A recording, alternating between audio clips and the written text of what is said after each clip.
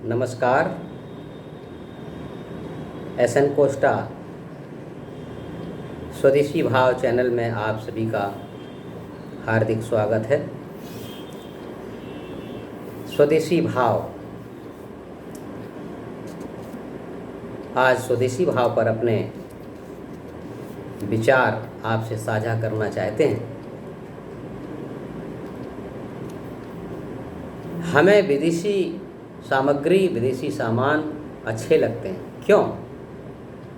किसी सामान के ऊपर made in India, made in Korea, made in Japan, made in China देखकर लोगों का सिर गर्व से ऊंचा हो जाता है। जो कुछ विदेशी है, जो कुछ यूरोपियन है, अमेरिकन है, वही अच्छा है।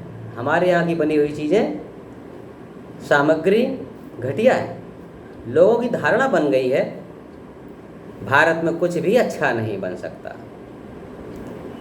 इंडियन टाइम, क्या अर्थ है इसका? अगर कोई काम 1 घंटा, 2 घंटा, 3 घंटा लेट होता है तो कहा जाता है अरे ये तो इंडियन टाइम है। गांव में ही नहीं बल्कि छोटे बड़े शहरों में भी यदि कोई विदेशी आ जाए तो लोग उसको घेर कर खड़े हो जाते हैं, उसको देखने लगते हैं, उससे बात करना चाहते हैं, उसका स्वागत करना चाहते हैं और कहिए उसकी सेवा भी करना चाहते हैं। उससे कोई मतलब हो चाहे ना हो। इसी प्रकार से भारतीय लोगों के मन में विदेशी सामग्री के प्रति भी अनावश्यक मोह है। देश आज़ाद होने के समय भी आप देखिए, जब देश आज़ाद हुआ तो भारत का राष्ट्रपति किसे बनाया गया? गवर्नर जनरल लॉर्ड माउंटबेटन को ही रखा गया। ये सम्मान हमें किसी भारतीय व्यक्ति को देना चाहिए।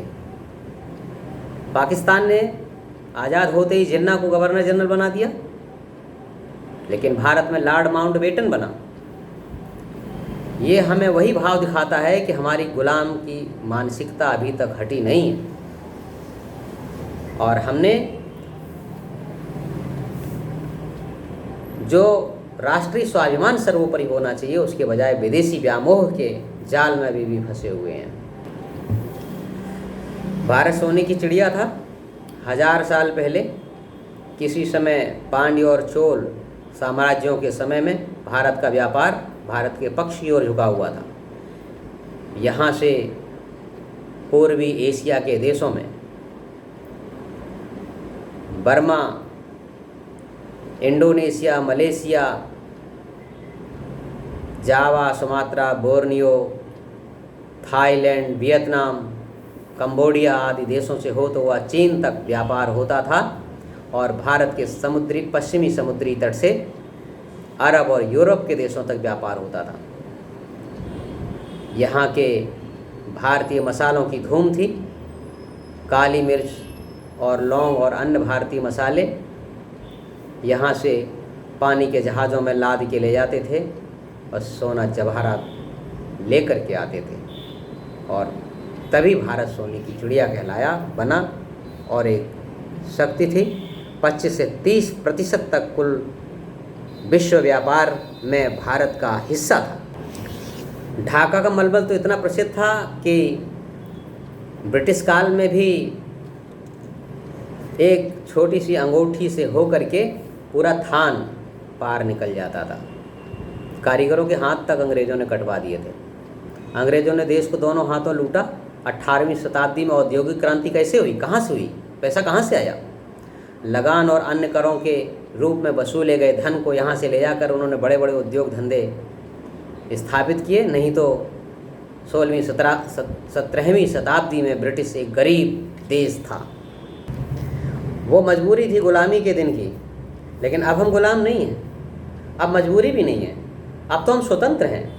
यहाँ की सामग्री का उपयोग करके अपने ही भाइयों का पेट नहीं भर सकते। हमें अपनी स्वदेशी भाषा तक पसंद नहीं है। हम विदेशी भाषा के पीछे भागते चले जा रहे हैं।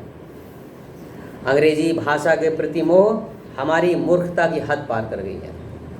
अंग्रेजी भाषा में शिक्षा देने के लिए नर्सरी, प्राइमरी, जूनियर, इंटरमीडिएट तक के विद्यालय गली मोहल्लों की शोभा बढ़ा रहे हैं। जन्मते ही अपने बच्चे खुद के हृदय के टुकड़े को अंग्रेजी माध्यम की शिक्षा देने के प्रयास में हम उसकी कोमल बालपन की जिंदगी में बेताल बनकर आ जाते हैं,